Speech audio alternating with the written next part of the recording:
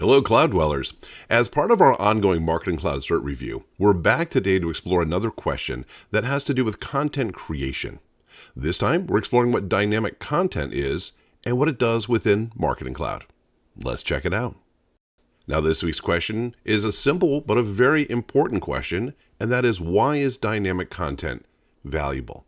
Well, in order to understand the answers here, we probably should know a little something about what dynamic content is and why it is valuable. So let's check that out.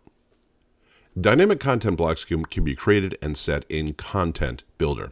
When we're creating emails, one of the things we want to be able to do as a good marketer is to make sure we're providing people with information that is relevant to them and their needs. So for example, let's say we have two audiences that we want to be able to speak to by sending out a single email. And some of those people are going to be our current customers, and some of those are going to be prospects, people we would like to be our future customers. And the concept of a dynamic content block is if we know who is a customer and who is not a customer, we can share different messages with them. So for example, if you are not a customer, I want to send you a message that says, become a customer today. However, if you're already a customer, I want to change that so it says, as a customer, you can enjoy some sort of savings here. So we've created a dynamic content block, and the dynamic content block has a couple of different possibilities here. And what we do is we look at the data we have on the people we're talking to determine who should see what. So in this case, if I don't know anything about you, I'm going to say, hey, you might want to become a customer today. But if I can look at the data that I have on you and say your customer status currently is equal to true, then I don't want to invite you to come in and become a member. You already are one. Instead, I want to be able to change this image so that what you see as an existing customer is an opportunity to enjoy some additional savings as part of what we're doing here. All right, so this is a block that changes based upon what we know about the people we're presenting to. So that is dynamic content. Now, that said, let's go take a look at the possible answers.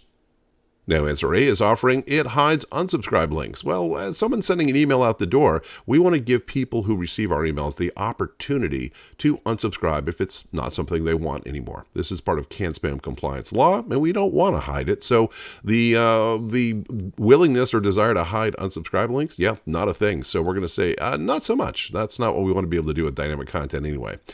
B, it sends the same message to everyone. Well, that's kind of the opposite of what it does, right? We just talked about the fact that we can alter our messaging and change the emails and what people see in those emails based upon what we know about them. So we do not want to send the same message to everyone. That's really kind of the opposite of what we're trying to accomplish here. Answer C says it personalizes content based on subscriber attributes. Well, guess what? That sounds like it pretty much might be the right answer, because in this case, yes, we want to look at the data we have on our individual subscribers or people we're communicating with, and then provide them with content that's relevant to them and their needs. Let's take a look at D. It says it prevents AMP script from running. Well, AMP script is a deeper form of personalization. And of course, in our emails, we want to be able to personalize them. And so why would we want to prevent something from running the personalization? So the answer here is going to be not so much. So that brings us back to C as being the proper answer for why dynamic content is valuable. Is it because it does personalize content based upon the information we have from our subscribers. To explore other questions and answers surrounding Marketing Cloud certification and mastery, please subscribe to this channel and we'll drop a new question for you to check out every week. Also, this question was taken directly from our new and free certification quiz featuring 125 practice questions covering the Email Specialist Certification Exam. If this sounds like something you could use, simply go to blueclouduniversity.com and click on the CERT Prep tab to get started. Thanks for dropping by. I'll see you again next time.